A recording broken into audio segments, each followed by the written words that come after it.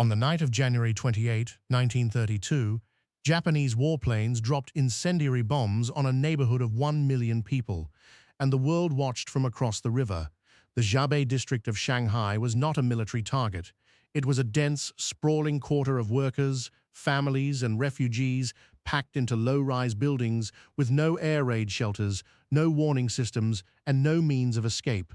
What happened there over the following weeks would constitute one of history's first large-scale aerial bombardments of a civilian population. But what made Zhabei exceptional was not just the destruction. It was who was watching and how little they did. That part of the story wouldn't become fully clear for decades. The chain of events that led to the bombing began 4 months earlier and 500 miles to the north. In September 1931, Japan's Kwantung Army staged the Mukden incident and seized Manchuria in a matter of weeks. The invasion outraged Chinese citizens across the country, and in Shanghai, China's commercial capital and the hub of its international trade, that outrage translated into action. Chinese merchants, students, and labor unions organized a boycott of Japanese goods so effective that it crippled Japanese businesses operating in the city. Japanese textile mills saw orders evaporate. Japanese shops lost customers overnight. For Tokyo, the boycott was an economic wound that could not be tolerated. On January 18, 1932, 5 Japanese Buddhist monks were attacked by a Chinese mob near a towel factory in Shanghai.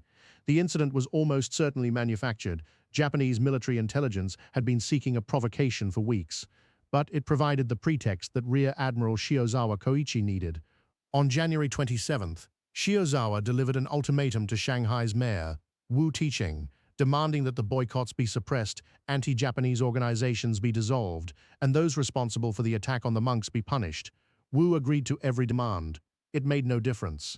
The invasion had already been set in motion. Shortly before midnight on January 28th, Japanese Marines crossed the boundary into Zhabei, expecting to sweep through the district unopposed. They were wrong. Soldiers of the Chinese 19th Route Army, stationed in the area under the command of Generals Kai Tingkai and Jiang Guangnai, opened fire. The Japanese advance stalled within blocks. What followed was retribution from the air. Japanese naval aircraft launched from the carrier Kaga and from airfields in the surrounding region began bombing Zhabei's residential blocks. The planes flew low over neighborhoods that had never been designed to withstand any kind of military assault. Buildings collapsed. Fires spread through wooden structures faster than anyone could contain them. Then, on January 29th, the targeting became deliberate in a way that transcended military logic. Japanese incendiary bombs struck the commercial press of Shanghai, one of the largest publishing houses in all of Asia. The complex was consumed. Alongside it burned the Oriental Library, a repository housing over 500,000 volumes, including rare texts from the Song and Ming dynasties that existed nowhere else on Earth. Centuries of Chinese scholarship, literature, and cultural memory were incinerated in a single night. It was one of the greatest acts of deliberate cultural destruction the 20th century would ever see, and it happened before most of the world had even learned that Shanghai was under attack. Soochow Creek was not wide. In some places, you could throw a stone across it. On the north side, Zhabei was burning. On the south side, in the international settlement and the French concession, foreigners watched. Western residents climbed to rooftops and hotel balconies to observe the bombardment. British, American, and French journalists filed dispatches describing the fires, the explosions, the columns of refugees streaming south toward the creek. Photographs appeared in newspapers from London to New York, images of shattered buildings, of children carried through rubble, of smoke rising in black columns above a modern city. And yet no government intervened. British, American, and French military forces were stationed in Shanghai in significant numbers. They maintained strict neutrality, positioning themselves along the perimeter of their own concessions, guarding their own borders. Chinese civilians who tried to flee across the creek were sometimes turned back. The logic was colonial and transactional. The foreign powers were there to protect their commercial interests, not to prevent a massacre happening in full view of their sentries. The distance between observer and atrocity was measured in meters, but the political distance was infinite. What Tokyo had planned as a brief punitive operation became something else entirely. The 19th Route Army did not collapse. Kai Tingkai's soldiers held their defensive positions in and around Zhabei for weeks, fighting building by building, inflicting casualties that Japanese commanders had never anticipated. The resistance stunned Tokyo's military planners and humiliated a force that had expected the kind of quick capitulation they had achieved in Manchuria. Japan was forced to escalate. Reinforcements poured in. General Yoshinori Shirakawa was dispatched to take command of a newly formed Shanghai Expeditionary Army. By early March, Japan had committed over 90,000 troops, 3 aircraft carriers, and dozens of warships to a battle that was supposed to have been over in days. Chinese resistance turned the Shanghai fighting into front-page news worldwide and transformed Kai Tingkai into a national hero. But what no one in the international press fully grasped, what wouldn't become clear until years later, was the political dimension behind the battle lines. Chiang Kai-shek's nationalist government in Nanjing had not authorized the 19th Route Army's resistance.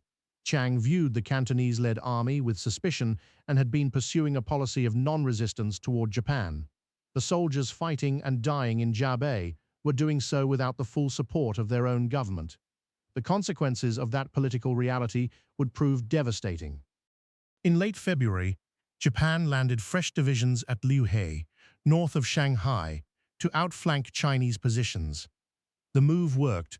On March 3rd, the 19th Route Army was forced to withdraw from Zhabei, pulling back from positions they had held for over a month. What they left behind was no longer a neighborhood. Entire blocks had been reduced to rubble and ash. Streets were impassable.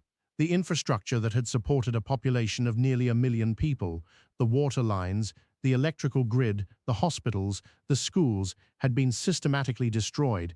An estimated 10 to 20,000 Chinese civilians had been killed. Over 250,000 more had been made homeless.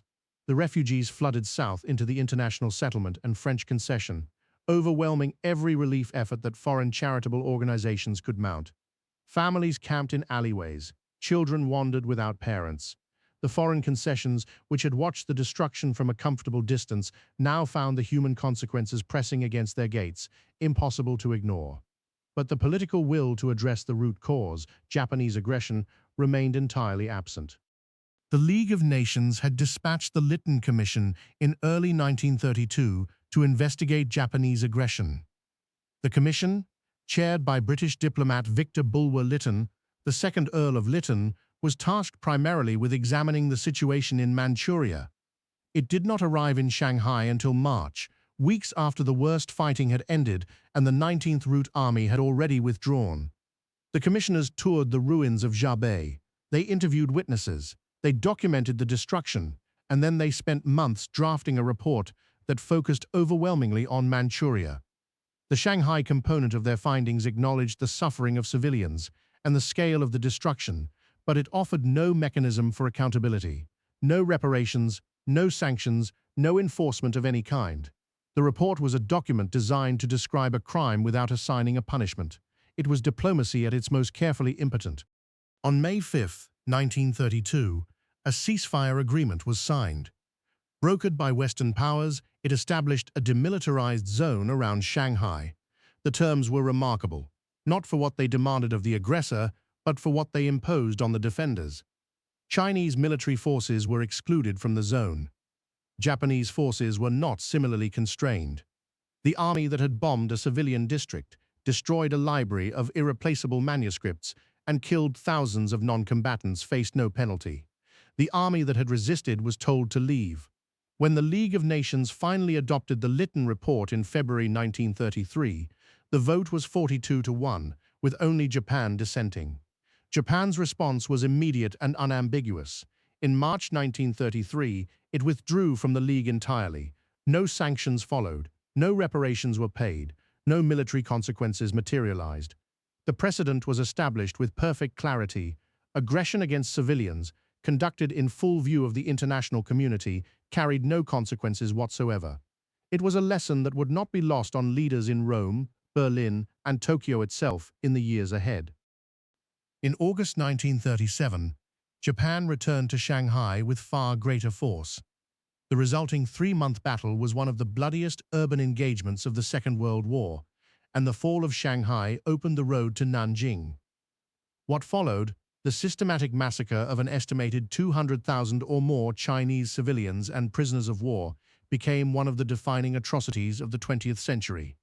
The Nanjing massacre, by its sheer scale, consumed the historical memory of everything that had preceded it. The 1932 bombardment of Zhabei, which had served as a direct rehearsal for Japanese aerial tactics against civilian populations, faded from mainstream awareness. The destruction of the Oriental Library, with its 500,000 volumes of irreplaceable Chinese scholarship, became a footnote known to specialists but absent from the broader narrative. The 10 to 20,000 dead of Zhabei were eclipsed by the hundreds of thousands dead at Nanjing. But the pattern was established in 1932, not 1937. The willingness to bomb civilians, the targeting of cultural heritage, the expectation that the international community would observe, document, deplore, and ultimately do nothing. Every element of the later catastrophe was present 5 years earlier, visible to anyone standing on a rooftop south of Soochow Creek. The League of Nations had been given its test and had failed it. The Western powers had watched a city burn and chosen their commercial interests over human lives.